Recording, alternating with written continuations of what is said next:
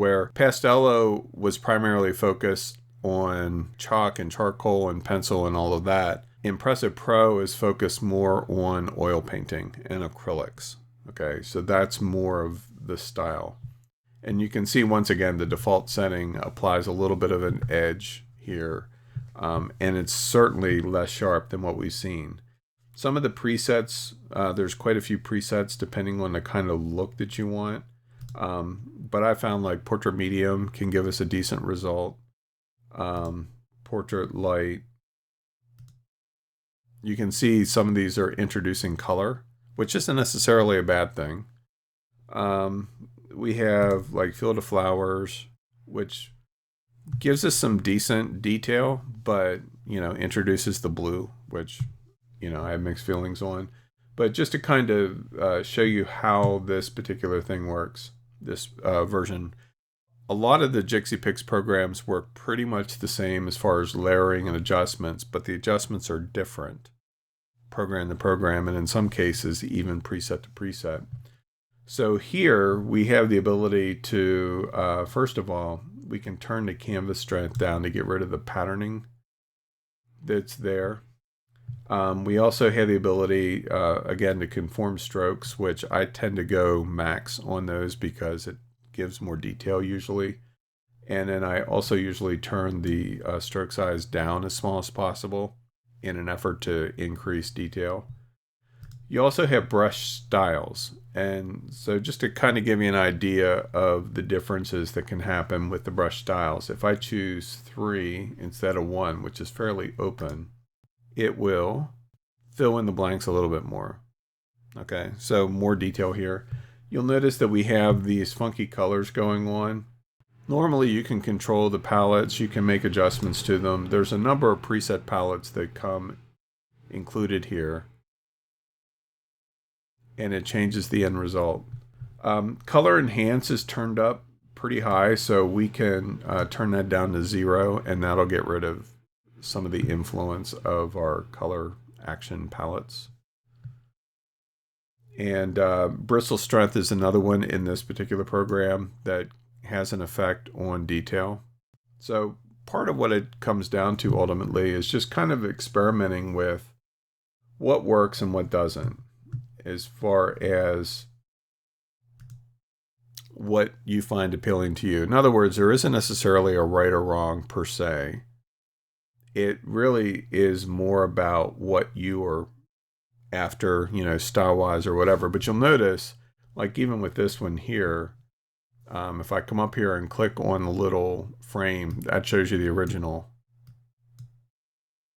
So kind of gives you an idea. I mean, it looks kind of cool, I think. Unless you want to stick with the black and white. I mean, that's entirely up to you.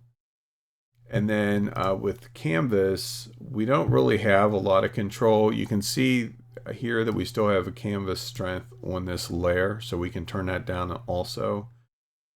The artistic edge is set to 1, which means there isn't any. So we don't have to really do anything about that as far as edge blend or any of that kind of stuff. This edge style, basically because of the one we have chosen, renders all of these as ineffective. So they don't really do anything there. And then, of course, like we saw with the other program, Pastello, we can add other options here. Okay, so we could add like Alla Prima. And of course, at any given time, if you want to see like kind of before or after, you can turn any of the layers off just by clicking on the little round dot.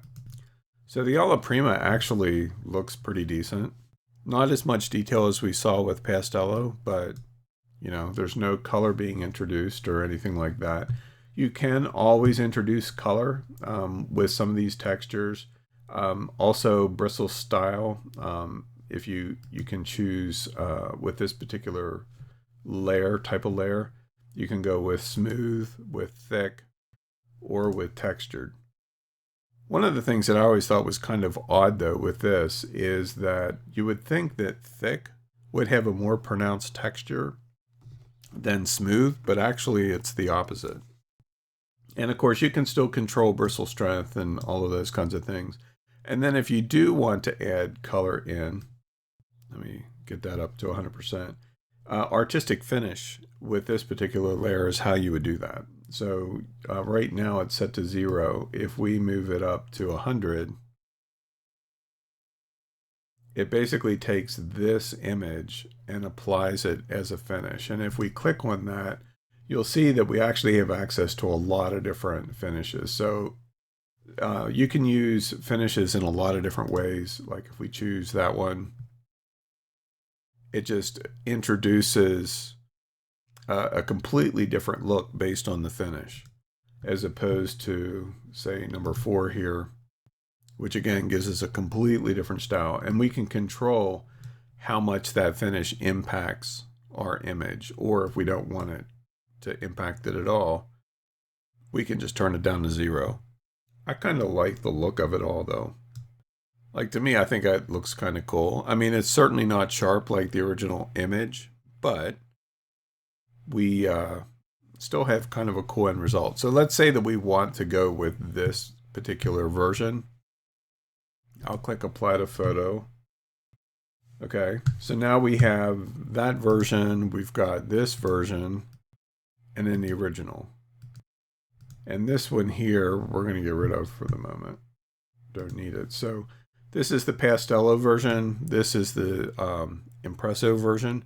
Now, one thing that you can do, again, that goes back to what I shared a little earlier, is that we can actually take 2 different versions of this and then use them to influence each other. So like here, I could take the put the Pastello version over top of the one that we just created and then adjust the opacity so that it's still influencing it, but we're still also seeing a little bit of that color influence.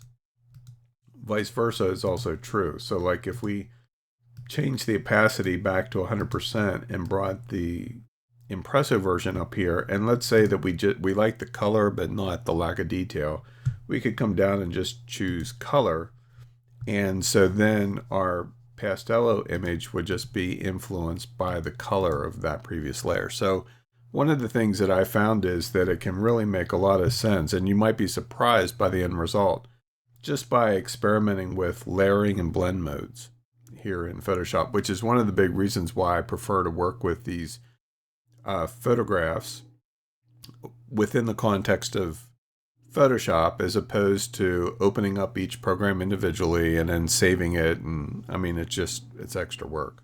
So, you know, why do the extra work if you don't have to? It's kind of the way I look at it. All right, well, that's all that I have for today's training.